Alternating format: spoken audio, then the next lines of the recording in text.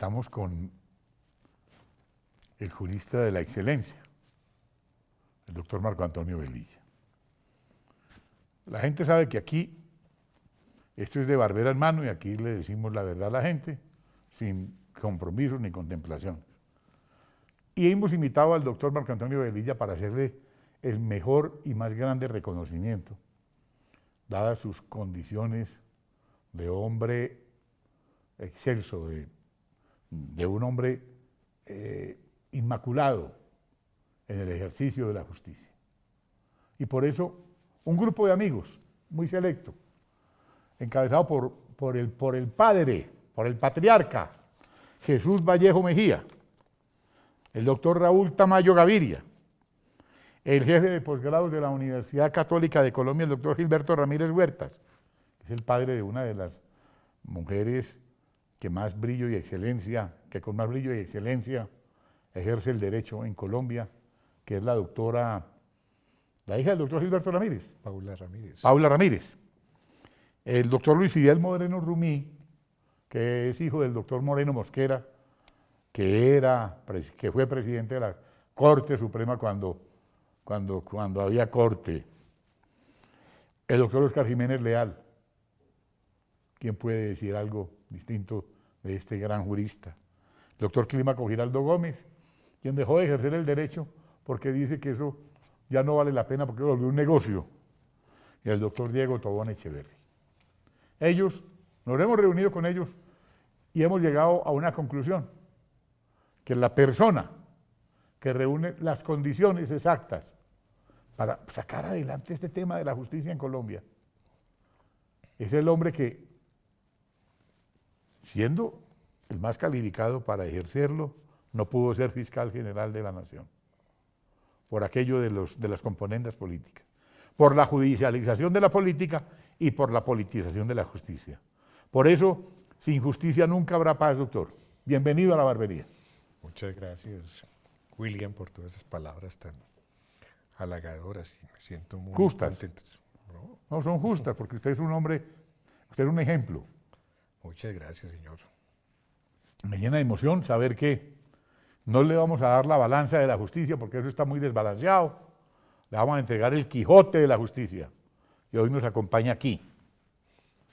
El Quijote. Símbolo. Porque la balanza la quieren equilibrar con plata o con nómina, con droga o con influencias. Qué dolor, qué tristeza.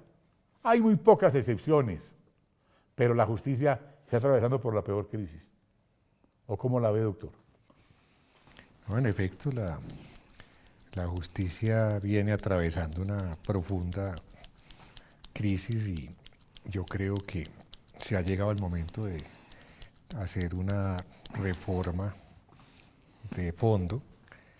La crisis que se presentó con el tema del cartel de la toga en la Corte Suprema pues ha deteriorado mucho la imagen de una corte que en realidad tuvo grandes personalidades, grandes autores, grandes tratadistas, grandes magistrados. Y creo que este fenómeno pues ha ido impregnando, por supuesto, a las otras instituciones, los mismos organismos de control, y por ende, pues ahora todo este resquebrajamiento, todo este desmoronamiento de la institucionalidad, con la creación de la Justicia Especial para la Paz, algo verdaderamente traído de los cabellos, un verdadero esperpento, donde unas personas extranjeras de alguna manera postulan a una serie de personas que, por supuesto, esto desconoce completamente lo que es la Carta Política del 91 y más allá de eso, la introducen en un acto legislativo en el 7º y en el 8º debate. Usted sabe que los actos legislativos tienen 8 debates, este se introdujo en el 7º, lo que viola el principio de congruencia, hace una sustitución constitucional y por lo tanto, pues verdaderamente yo creo que no tiene antecedentes en el mundo algo tan verdaderamente dramático desde el punto de vista de la decadencia jurídica. La decadencia, un estudiante de Derecho hoy en día, como lo son aquí los colaboradores de la barbería, que son estudiantes de Derecho, porque ellos me preguntan, bueno, pero ¿en qué constitución estamos? ¿Esto quién? ¿Qué le vamos a...? Nosotros le preguntamos a veces al profesor en la universidad y le preguntamos, bueno, ¿bajo qué constitución estamos? ¿Qué rige este país?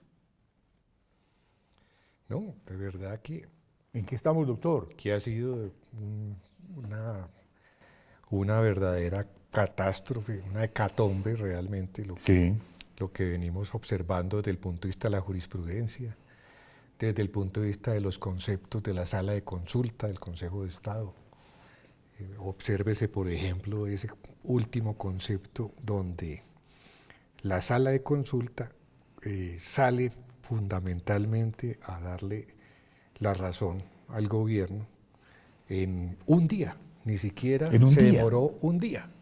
Y adicionalmente lo suscriben los magistrados, las personas que, bueno, magistrados en realidad no, porque son integrantes de la sala de consulta, pero ellos no tienen jurisdicción. Entonces, ¿cómo es esto? Lo más grave de todo eso es que la sala de consulta, que si también lo había hecho en el caso de la terna para fiscal general, cuando estuve yo precisamente en esa terna, emite unos conceptos que no son obligatorios, que muchas veces de alguna manera contradicen la jurisdicción, o sea, todos los conceptos jurídicos, diría uno, la jurisprudencia que emiten las salas.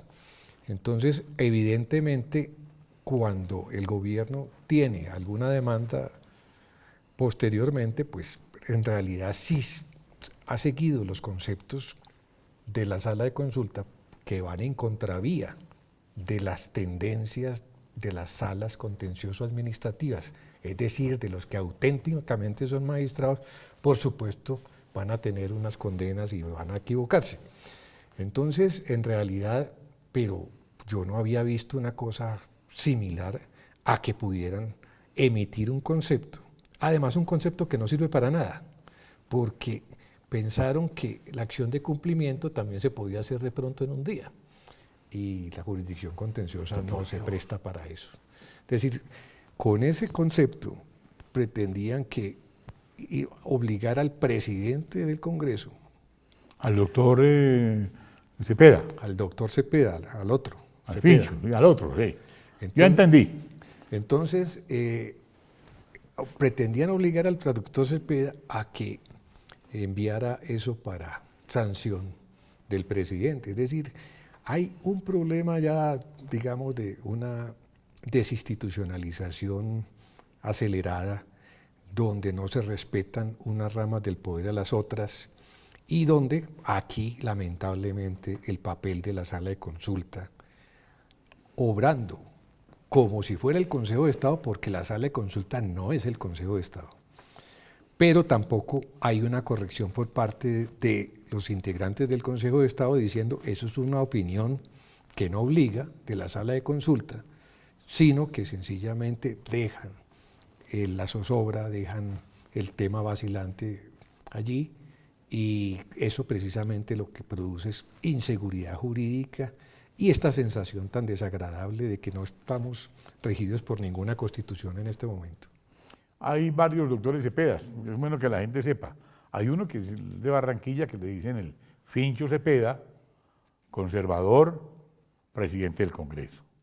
Hay otro doctor Cepeda que fue embajador en Londres, en París, el doctor Cepeda Ulloa. Fernando Cepeda Ulloa. Que fue ministro de gobierno del doctor César Augusto Gaviria Trujillo, si no estoy malo, de Virgilio Barco. De Gaviria. De Gaviria. Y hay otro Cepeda que pertenece al Partido Comunista. Y hay otro Cepeda que es el hijo de Cepeda Fernando. Ah, sí. Que fue que era un importante contratista del gobierno, del doctor Juan Manuel. Es magistrado de la Corte Constitucional. Del comandante Santiago. Entonces, cuando uno cuando uno obviamente comienza a ver todas estas cosas que pretenden ya encauzar al presidente de la Corte del Congreso de la República porque está haciendo cumplir la ley quinta y porque el señor secretario del Congreso de la República, el señor secretario general del Congreso de la República, dio fe de lo que se había hecho. Ahora pretender reversar eso, ¿cómo es? Entonces se nos mete el Ejecutivo, al Legislativo y al Jurisdiccional. ¿No? Y también con unos argumentos como que existía silla vacía. ¿Cómo así? La ¿Qué silla tal? vacía solamente se presenta una vez existe sentencia y las personas tienen de alguna manera que abandonar sus curules.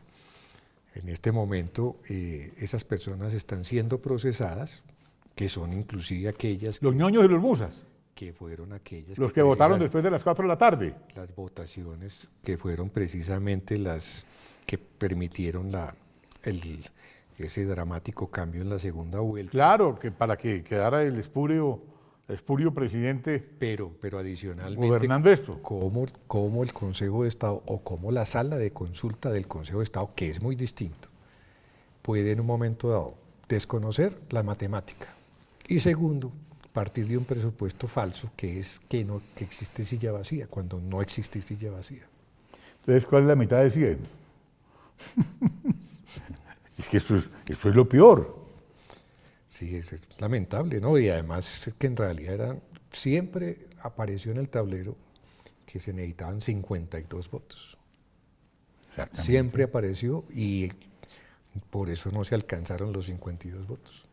Entonces, ante esos hechos, yo me acuerdo de esa memorable sesión de la Suprema Corte cuando lo descabezaron a usted para la Fiscalía. Nunca olvidaré eso. Cuando dejaron sin piso su nominación. Es que aquí hay unas cosas bastante raras. Eso fue con otro concepto de la sala de consulta, Sí. donde sostuvieron que sin existir ninguna causal para la revocatoria del acto administrativo de postulación, podía el presidente de la República, el doctor Santos, cambiar la terna. Entonces, como no revocaron la primera, Sí. alguno de los candidatos de la terna dijo, no, aquí lo que ya hay no es, de acuerdo a la Constitución del 91, una terna, sino que existe un sexteto. Porque todos, en realidad, y como el presidente puede solamente postular una terna, la segunda terna era absolutamente inválida. Pero además de que fue inválida, la votación que se hizo por esa terna fue violando el reglamento por una sola vez. Es que eso lo dijo un señor de apellido Arrula Paucar. Entonces nos conseguimos con el doctor Clímaco Giraldo copia de esa acta, no me olvidará, y nos la entregaron. La hicimos pública en el noticiero La Hora de la Verdad. El doctor Londoño no podía creer, dijo, es que es imposible que un presidente de la Corte esté diciendo hagamos esto no más por una sola vez. Y así fue. Pero es que, lamentablemente, yo pues, siempre tuve con el doctor Arrula pues, una muy buena relación, fue mi profesor en la Bolivariana. ¿Es por eso suyo? Pero resulta que en esa oportunidad hubo 3 presidentes en el transcurso de un mes y medio. Ah, y a uno de esos le dieron como pasaporte diplomático permanente. No, precisamente lo que, digamos, lo que se obtiene con esto es un Usted siempre tan elegante. un pasaporte diplomático, Ah, sí, claro. pero dieron 3 pasaportes diplomáticos. Sí. El doctor Arrula pues tuvo una semana de presidencia en propiedad.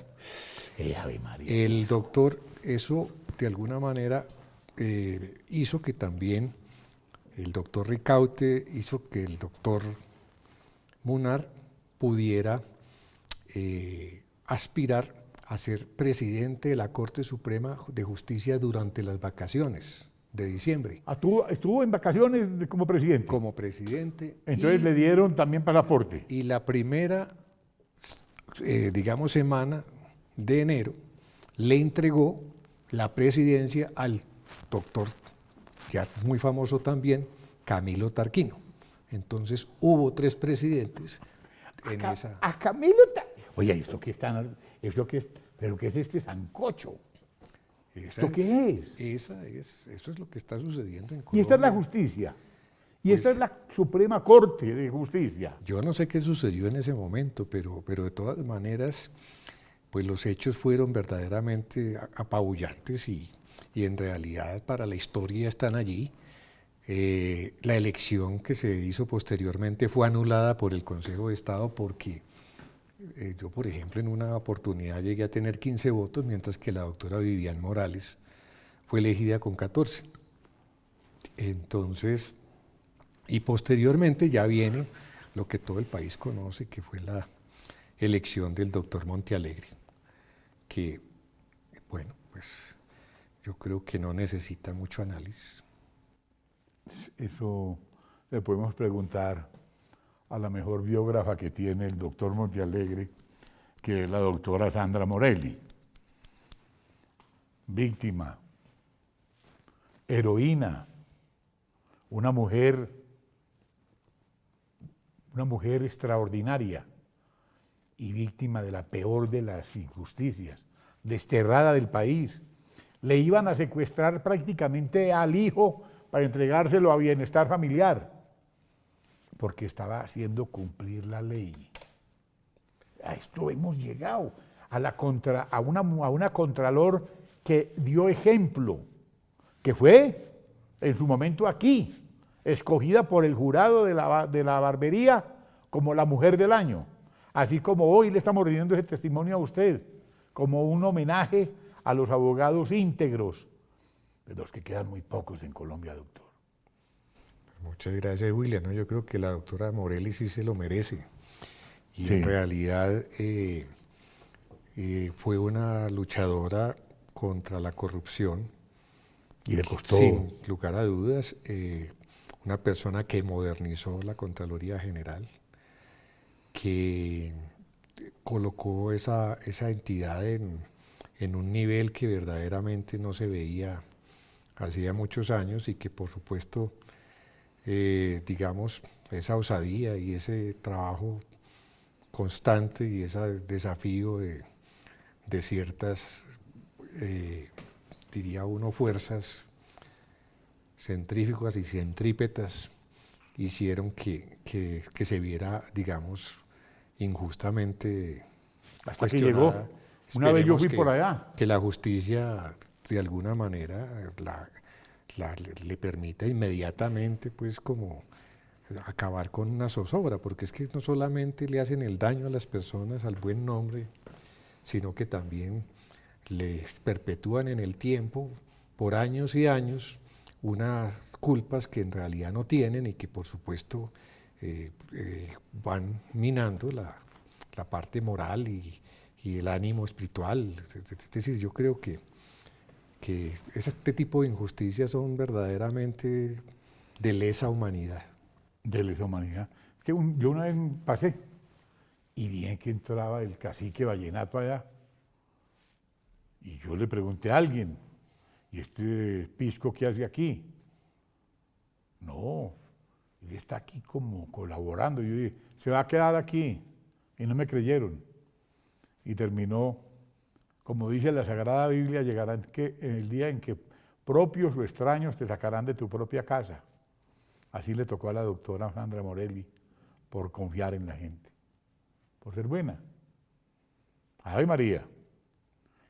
Estas son las cosas que a uno le duelen, por eso todos los días me acuerdo de Enrique Santos Discépolo, pero Enrique Santos el otro, Enrique Santos Discépolo con Cambalache. Ese se volvió el himno nacional. Es el himno nacional, ese es el himno nacional de este país. Y con todo lo que está sucediendo y con, digamos, el desestímulo moral, la ausencia de la ética y cómo de alguna manera personas que incurren en negociados que verdaderamente son vergonzosos, que tienen unas sumas verdaderamente que son casi que inimaginables, pagan unas sentencias verdaderamente pírricas, mientras que, por ejemplo, las personas que evidentemente han actuado de acuerdo a los riesgos que tiene un determinado cargo, pues son, digamos, ahora objeto de prisión Sí, indefinida y aquí, y además muchas veces salen de la prisión y quedan todavía esperando que haya una manifestación de parte de la justicia para que su buen nombre, digamos, quede nuevamente, digamos, como debe quedar, como nunca debió haber dejado de ser, ¿no? que el país entero se pregunta todos los días, ¿qué pasó con la justicia? ¿En qué momento se acabó esto? Que una vez, hace 10 años, escribí yo un capítulo en un libro que se llama Para Política, Verdades y Mentiras. Esto lo llamaba Juicio a la Corte. Y ahí cuento que iban a construirle a Giorgio Sale, allá en el mismo edificio de la Corte, un piso para hacer un restaurante que le iba a llamar La Enoteca. Lo iban a hacer ahí. Y ahí está escrito. Y ahí está contado todo, cómo eran las parrandas y cómo eran las cosas. Y mandaron recoger el libro. Esto es una vulgaridad. Y el país se quedó callado. Y no se hizo la reforma a la justicia en ese momento. No sé por qué. Nos llenaron esto de villarratas y cosas raras por ahí para manejar la justicia en Colombia. Qué dolor y qué vergüenza. Me da tristeza tener que decir ante un hombre tan bueno como usted. Oye, pero de todas maneras yo creo que hay de todas maneras un depósito moral y la gente viene educándose de una serie de personas de muchas talante y que por supuesto tienen que constituir un sistema inmunológico a todo lo que está sucediendo.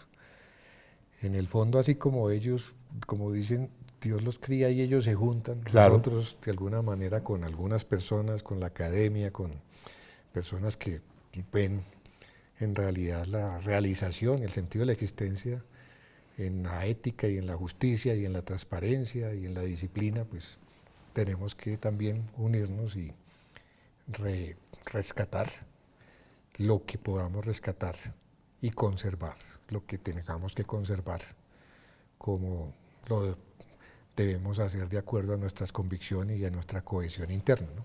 Su paso por París, por las grandes universidades del mundo, su conocimiento de la moral y de las buenas costumbres, no lo podemos desperdiciar, doctor. Usted nos tiene que seguir acompañando en esta lucha por la recuperación moral de Colombia.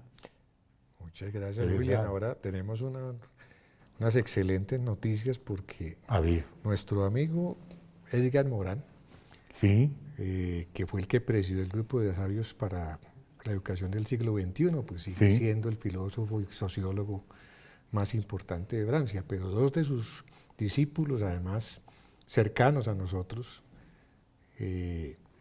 Jean-Michel Blanquer fue designado ministro de Educación de Francia qué bien. y Amigos. otra exministra Sí. también de las discípulas de Edgar fue designada directora mundial de la UNESCO.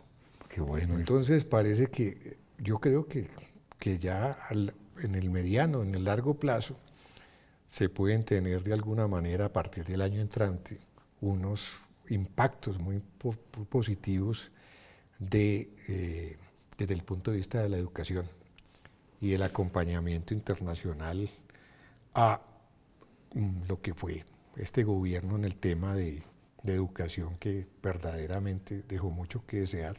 Pues tenemos la ministra por allá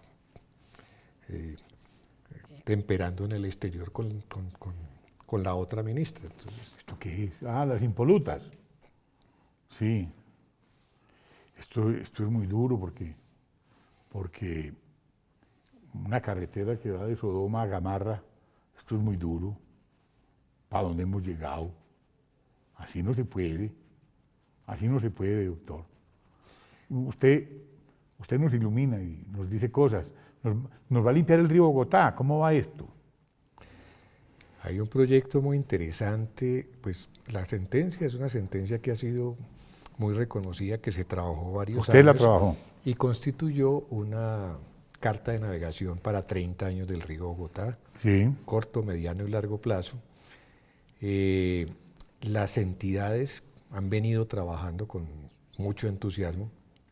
La cooperación internacional está en este momento propiciando la posibilidad de que hagamos un inventario de las mejores experiencias en cada uno de los renglones que necesita complementar la sentencia. Entonces, por ejemplo, países como Japón, como Inglaterra, como Francia, como Holanda, como Alemania, como Suecia, como Suiza, como España, la Unión Europea misma, están muy interesados en que un proyecto como esos que está, digamos, articulado mediante 146 órdenes concretas y específicas que manejan toda la parte técnica, puedan, digamos, estimularse a través de toda esta cooperación internacional para que no inventemos lo que ya está inventado y que vengan de alguna manera personas que ya tienen una comprobada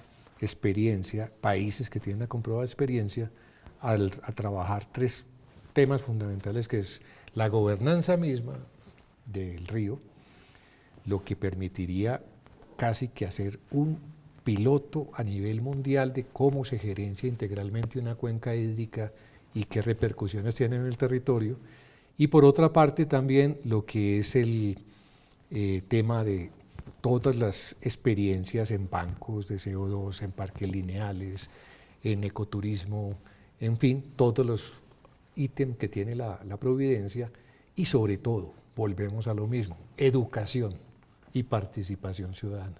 La gente que no tiene educación, no podemos cambiar realmente la realidad si no cambiamos el pensamiento nos cambia la educación, y la educación en el fondo nos cambia el rumbo de todas las cosas. Es un tema, digamos, de círculo virtuoso. Estos son los hombres que el país necesita, así de sencillo. Y por eso este grupo de amigos, te lo repito otra vez, porque fueron muy bien seleccionados: el doctor Jesús Vallejo Mejía, el doctor Raúl Tamayo Gaviria, Gilberto Ramírez Huertas, Luis Fidel Moreno Rumí, Óscar Jiménez Leal, Clímaco Giraldo Gómez y Diego Tobón Echeverri, se han reunido en torno a esta barbería y lo han señalado a usted como el jurista más calificado de la época, de esta época difícil, dura, de esta época de cambalache. Porque el mundo hoy será una porquería, ya lo sé, en el 506 o en el 3000 también. Ave María. No, pues una deferencia muy grande y más, entonces le hago entrega, más una gentileza. No, es un acto de justicia con el jurista, con el hombre. Muchas gracias, William. Pues muy agradecido con esta deferencia de ustedes tan gentiles conmigo. Esperamos hacer un acto que usted es lo académico, con la participación del doctor Jesús Vallejo Mejía como orador central, porque usted se lo merece todo, doctor. Mientras la justicia engaveta a los hombres de bien, como engavetaron a Luis Alfredo Ramos, como engavetaron a Fernando Londoño Hoyos, y como han engavetado a más de un ciudadano por cuenta de intereses mezquinos, y porque hay muchos inocentes en las cárceles por cuenta de los falsos testimonios. Salvemos esta justicia, doctor. ¿Tendremos algún día una verdadera reforma de la justicia o una constituyente para reformar esta justicia, como se la merece Colombia? No, hay que unir esfuerzos, como decíamos, y esperemos que el año entrante nos depare muchas satisfacciones, que volvamos por una recuperación de las instituciones y por supuesto la justicia es lo que nos marca en realidad el nivel de desarrollo de los países. En la medida en que la justicia esté en esta situación, en estas circunstancias tan precarias, eso lo que muestra es que somos un país bananero, Entonces, en realidad, la fortaleza de la justicia es el índice, es la temperatura del desarrollo nacional. Luis Alfonso Hoyos, desterrado por denunciar que allá en Venezuela estaban los criminales que hoy van a gobernar este país, porque esos criminales van a estar en el Congreso de la República. No, lo más grave es que, por ejemplo, sean las personas que van a inspirar el espíritu de las leyes, que siempre se reservó a los más sabios y a los más ponderados, a las personas que verdaderamente constituían un referente moral y social, y entonces así fue creada la rama legislativa. Pero ahora precisamente son los que violaron durante tantos años la Constitución, son los que van a inspirar el espíritu de las nuevas leyes. Mañana tendremos, no se nos haga raro, que al señor Garavito, al que violó niños y los enterraba como director de bienestar familiar, sin problema, que así es en este país. Cualquier cosa le puede ocurrir al sátrapa de turno. Doctor, muchas gracias por estar hoy aquí. Muchas gracias. Teníamos que hacer esta catarsis con usted, que es un hombre que respira elocuencia y nos ilumina con la inteligencia. Muchas gracias, William. Muchas gracias. Gentil.